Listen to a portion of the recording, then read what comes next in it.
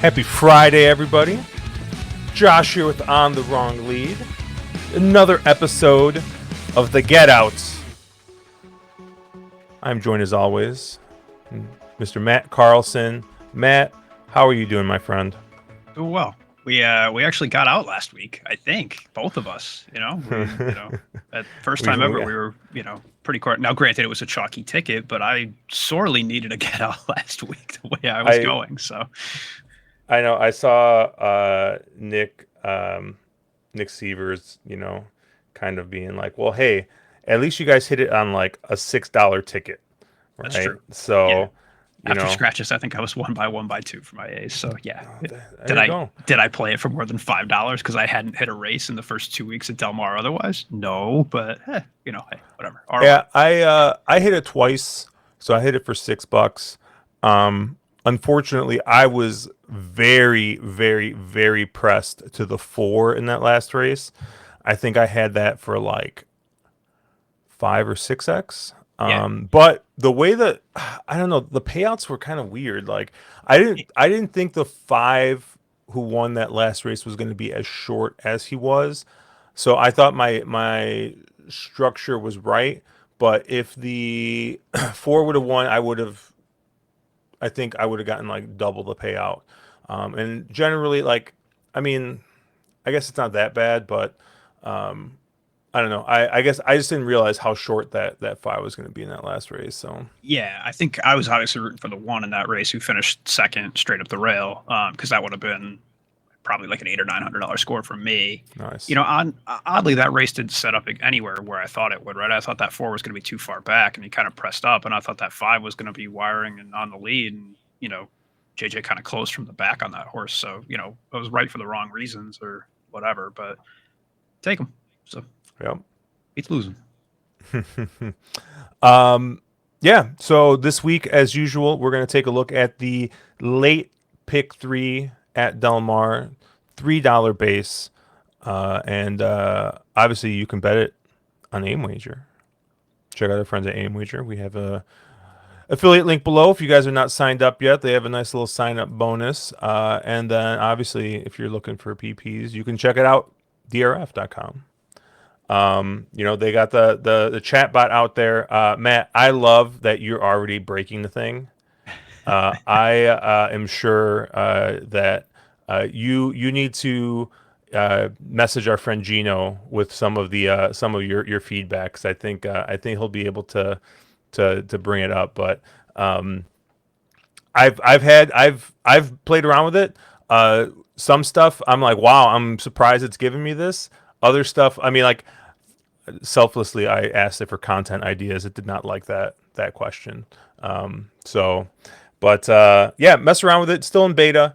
And the only way that stuff actually gets better is by feeding it stuff. So, go ahead, mess around with it and see what you see. But race 9 here, we got the Timeform PPs up if you're watching on YouTube. It's going to be a 5.5 furlong maiden claiming race on the dirt. When I looked at this race, I mean, obviously, I mean, my top pick is the AE, the 13 out in the, way on the outside. Last time out, finished third at Los Al, had a nice second at Santa Anita. So I think this is maybe a horse that's a little, just needs to find a soft enough field. And, when I kind of looked at this field, there wasn't too much in here that I was like really, really thought that, hey, I don't know. I thought the 13 made a ton of sense in here. I hope he draws in, because that's probably my top pick in here. But there are 2 other horses I like in this spot. The 2-horse Greta's Ghost seems to be a horse that was kind of, on the improve, and then they tried turf for some reason. Now, I don't know if this horse is actually going to run, because it did run on the Sunday before. It ran on July 27th.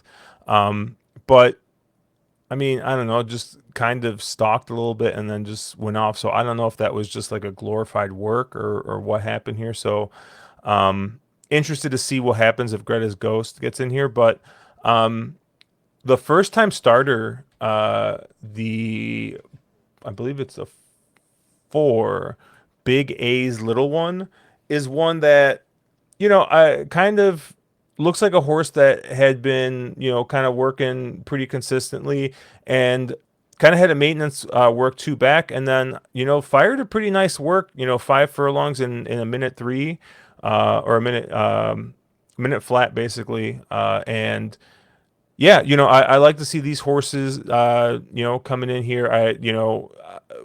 With those 5 furlong works and at a nice nice time. So yeah, I thought the four big A's little one is one of the first time starters I thought was in here with a big shot. But I don't know, Matt, where did you kind of land here? Yeah, similar on the 13. I think the stat that I keyed it on, because I, much like you, looked at this race and I'm like, yeah, nothing really stands out anywhere, right? I think I tried to go back to like how the track's been playing, and I think over Hmm. the last week, dirt sprints, horses within a length of the lead outside like the 10 post or even outside the 7 post have just been like lights out. I think outside the 10 Mm. post, they're like 3 for 3 in the past week. They're, if you look at the ROI at 5.5, they're like 4 for 6 for like these massive numbers. So it's not just they're winning at like bomb prices. And so to me, look, I mean, again, going back to the Egg DeRosa micro trend shout out, eh, that's just kind of saying to me, hey, the track is favoring that type of runner. And so I do think it sets up that way. And I think, look, for all those reasons and the fact that the horse just looks a lot better, if the 13 draws in, like he might just be a single in here, right? And it'll be probably pretty short, but I don't know that need to go much elsewhere. That said, if he doesn't draw in, or even, if you're looking for a couple prices to play, I'll go to the other two outside horses in both the 11 and the 12 here. On the 11, Straker, look, I think this horse has a little bit of a chance to be sneaky in here and kind of fly under the radar. If you look at that last race at Santa Anita, he broke through the gate. So I do think that race just has a chance to be a complete toss, right? Like, horses that break through the gate and load back in, it just aren't going to run well. You don't know what happens. I mean, even under the best of circumstances, if that horse comes back okay, uh, they're just not set up. They've already run a bit of race. So I think, that last one's a toss. And if you look, right, like he kind of had some speed on the turf first up in April as well. He's dropping in class down to a maiden claimer here from a maiden special weight. I think the circumstances could set up, and again, I don't know what price you get on this 11, but I do think, just kind of given not a lot else in here, maybe, right? There's at least enough there where I'm like, okay, if you toss the last one, maybe there's some speed here. And if outside speed's doing well, maybe this is where you want to go. And then the same thing from the 12. I mean, again, none of the numbers from like Jeff Bond's barn are encouraging when it comes to first time starters or,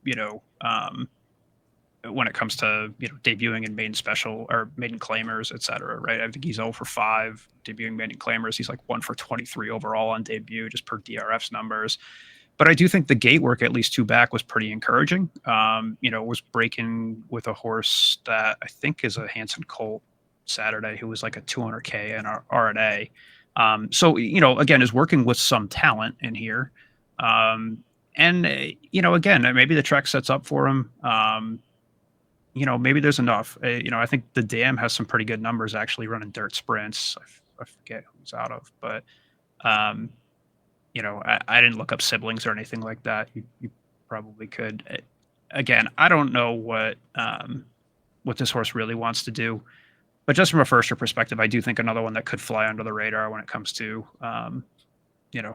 someone going off on the track. So I'll be 11 and 12, and if the 13 draws in, I'll probably just be the 13 in here and hope to get through it. So Oh, the 12 was the one that you liked. Gotcha. the 12. Sorry, and No, you're yeah, good. No, because I was like, it, because I like the Sean McCarthy horse was one I kind of looked at briefly. But what kind of scared me about him was the same thing, kind of like not great first time starter, not great debuting a maiden claimer. He's also an offer yeah. There's a trainer. lot of really bad trainer numbers in here when it comes to Yeah. debuting. So yeah, but I don't know, just kind of scratching at stuff, trying to find somebody else in here that could be running well. But I mean, you look at bringing up the Dam comparison right there, right? I mean, 2 for 2 2-year-olds, 2 for 4 debuting on the dirt.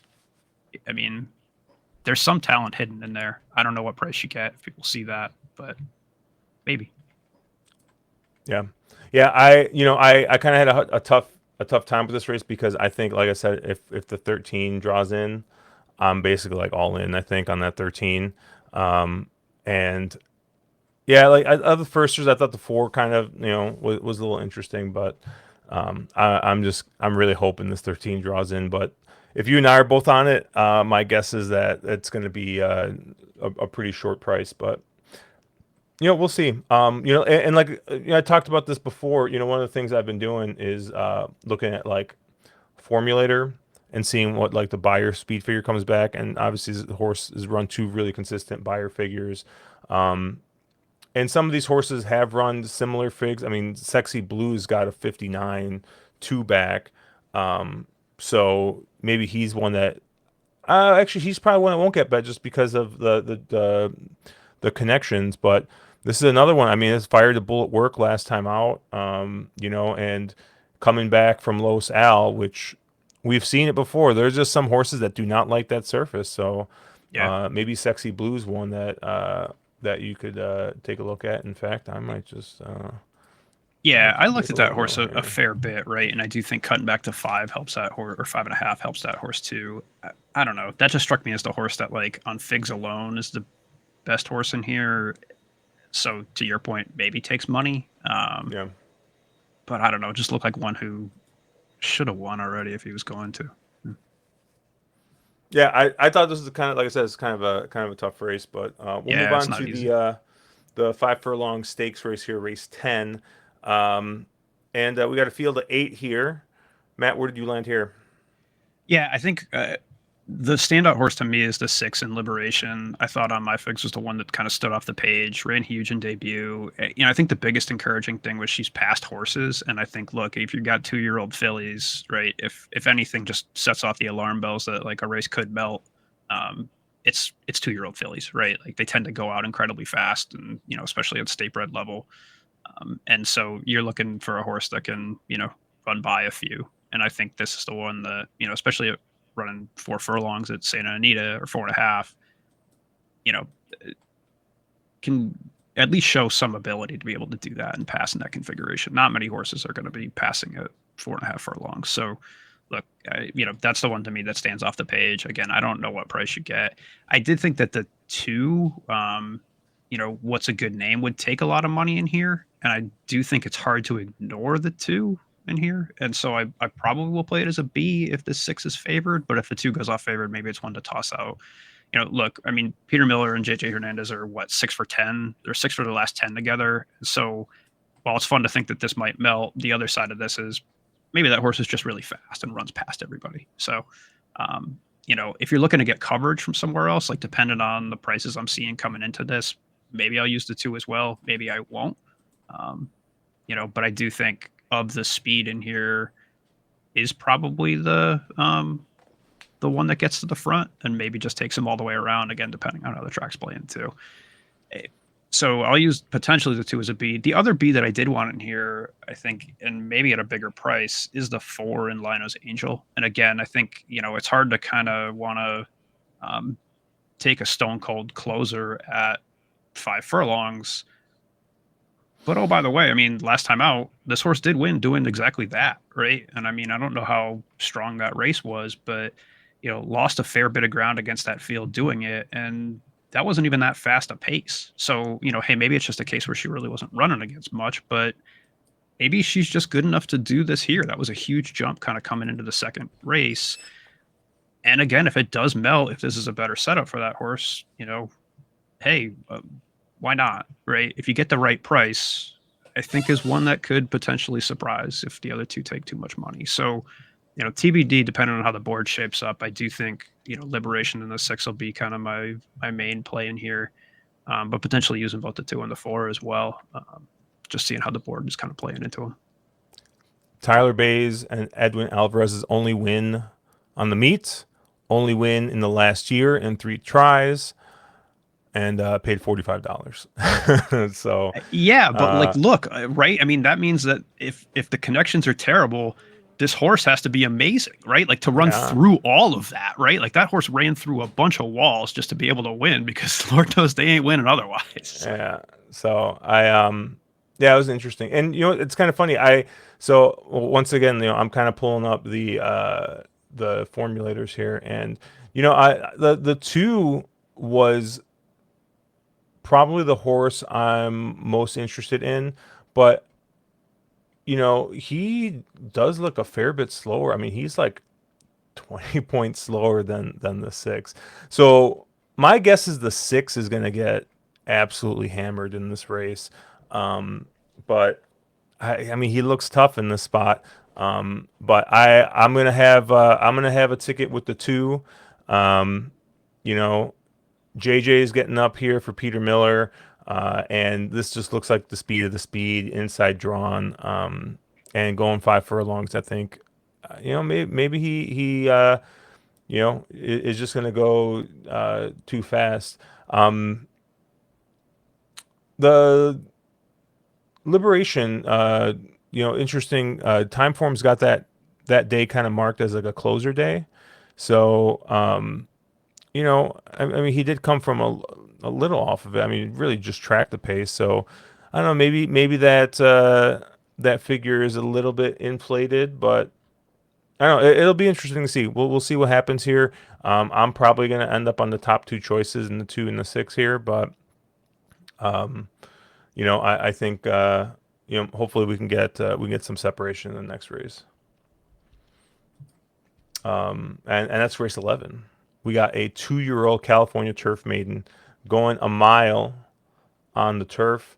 And you got a lot of horses here trying turf for the first time. Um, you know, uh, and you got some first time starters. I will say the 6 horse Union Secrets. Uh, right, people are going to see Phil D'Amato. People are going to see Umberto Rispoli get up, here. And I have a feeling this horse is going to get bet a little bit. This is a Union Rags on turf. Please save your money. All right, just save your money. And maybe I'm just putting this horse in the winner's circle. Right? Do not, just don't save your money.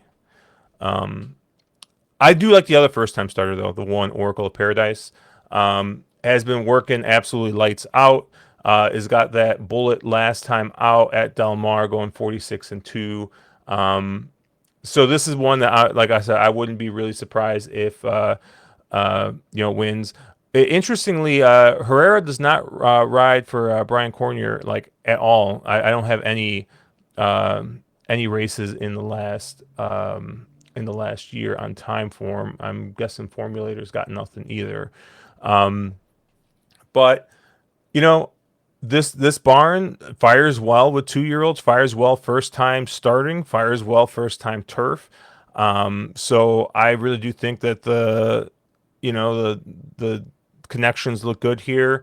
Herrera's not off to the best of starts. He's only got 2 wins to start the meet so far. But yeah, I just think that this is a trainer that can get his horses prepped well early.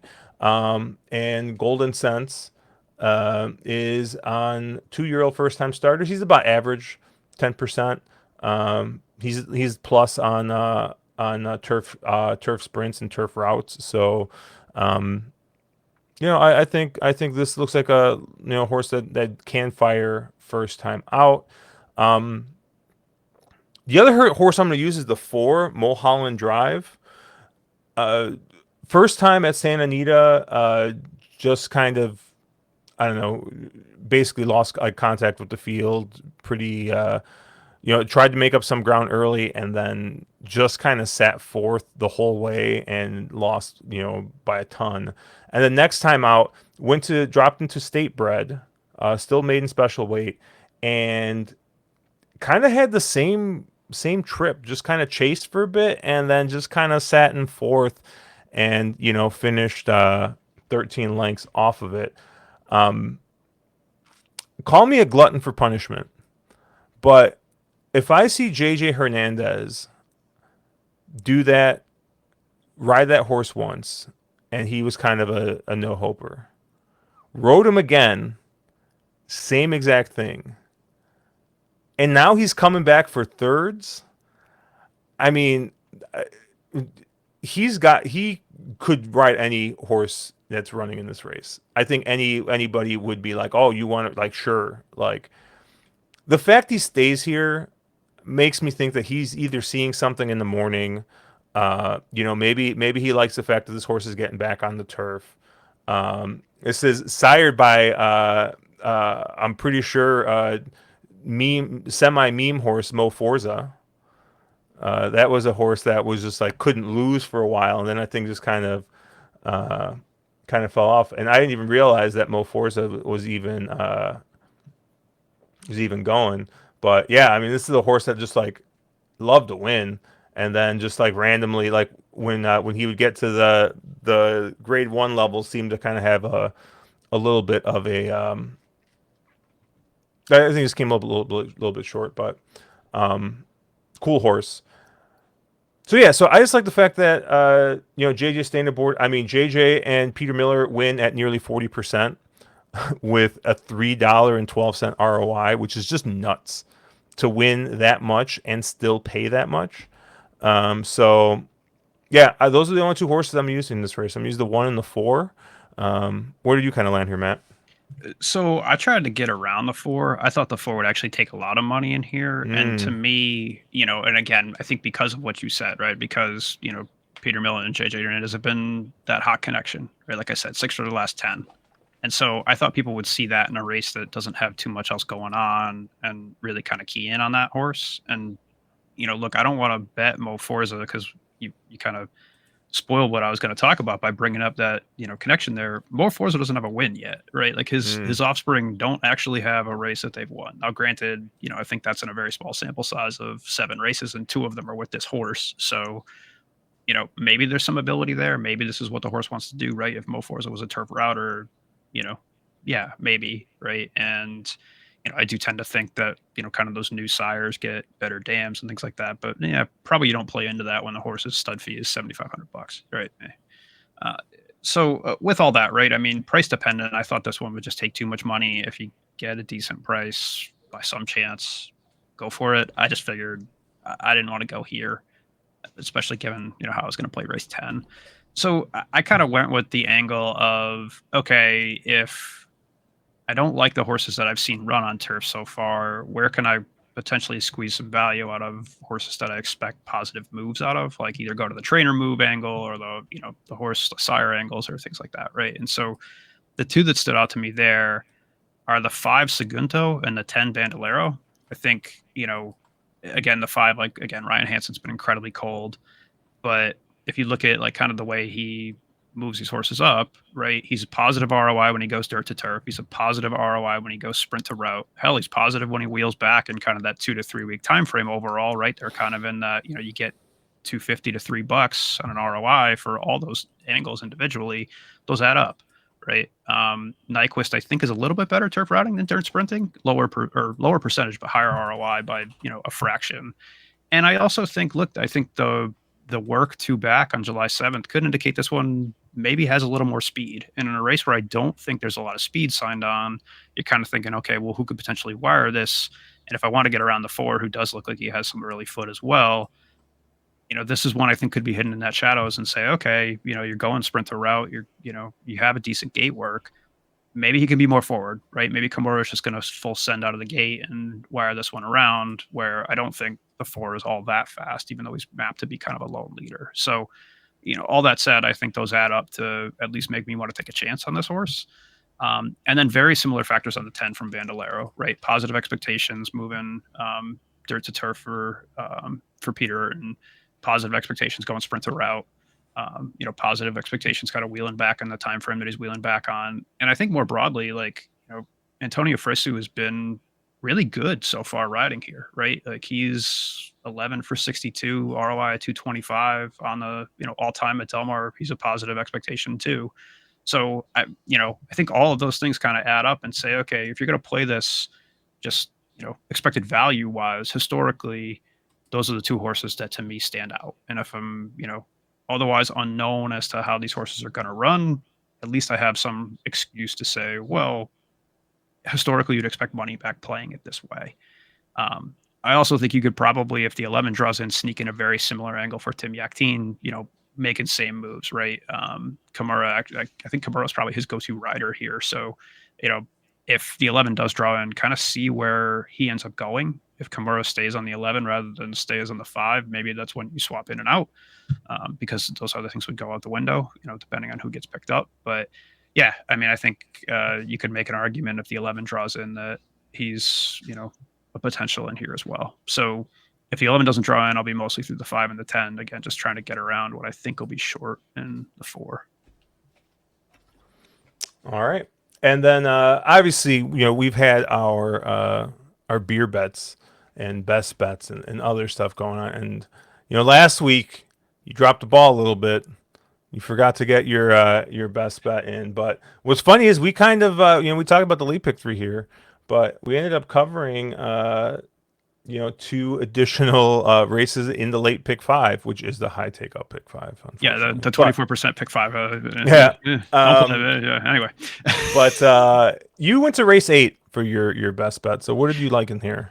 Yeah, I'm kind of going to follow the money a little bit and do the ship and win angle. And I don't know if this is just a week where I like all the also eligibles kind of coming in, but if the 13 draws in this race and El Diablo Rojo, I think that's where I really want to go, right? I think coming in from, I think ran at Lone Star last out, but Lone Star Oaklawn, yeah. Yeah. So, has been making up ground. I think just kind of maps a lot better than this field, especially on the class drop drawn outside. We talked about how that is potentially advantageous when it comes to configurations here. And so, I think it should just be the class of the field if he does end up drawing in here. That'll be kind of my main play if he does. If he doesn't, I think the other ship and win angle is going to be in the 7 and nighttime, with unfortunately David Cohen up. I'll just leave it at that. But look, I do think, coming in from Ellis Park, kind of the same angle as we had last week, right? Horse should be forward, but mostly like hey, why is this horse here, right? Why are you shipping in from Ellis Park for a very low amount of claiming money unless you think this horse has a really good chance to win? And so, look, it's not all that encouraging that David Cohen's up on this horse for Peter Miller, but I do think there's enough ability there and enough, horse kind of showed enough last out, kind of coming into the barn that maybe has enough to win this race. So I think that'll be kind of my main plays, depending on who actually draws into this race of the 13, and if not, go with the 7. Another ship and win candidate. I went to race 7, and this is going to be. I don't know how sneaky this is going to be, right? Because Timeform's got a big old one best horse right here on the 3 Freedoms Not Free, right? Mark Glatt, Antonio Frezu, and right, he's got the fastest Timeform fig. But I've long banged the drum on Timeform figs for turf are just the best numbers there are out there. And like I said, when I think of morning lines, when I think of public, Joe Q public, what are they going to bet? They're going to look at the buyers. And when you pull up Freedom's Not Free, like, they look okay. Like, they look good, right?